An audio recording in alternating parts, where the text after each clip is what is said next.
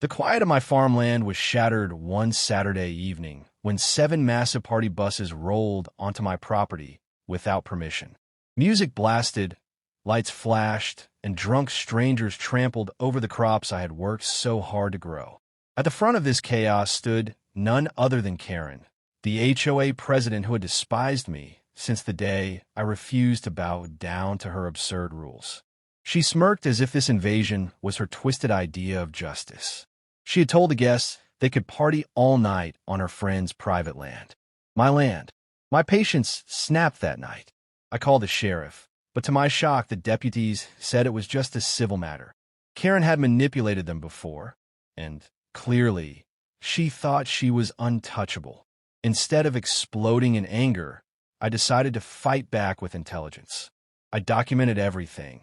Drone footage of the buses, videos of the reckless partying, and even proof of Karen taking money from the bus company to host her so-called event.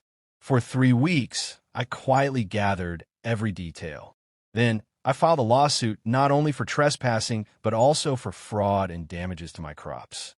At the hearing, Karen strutted into court with that same smug grin. But when I presented my evidence, her face drained of color. The judge leaned forward and asked if she realized she had authorized a paid event on land she didn't own.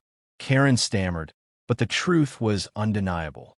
Halfway through the trial, the judge ordered her phone records to be checked, and there it was. Text messages between Karen and the bus company, confirming payment and bragging about how she'd teach the farmer a lesson. Tell me, if someone did this to your property, would you have fought back the same way or taken a different path? When the verdict came down, Karen's smirk was long gone. The judge slammed her with criminal charges for fraud, trespassing, and property damage. She was fined heavily and sentenced to community service. As for me, I not only received compensation, but also the satisfaction of watching her empire of control crumble. The HOA quickly voted to remove her from power, and I gained more respect in the community than ever before. Karen thought she could destroy me with 7 buses of partiers, but instead, she destroyed herself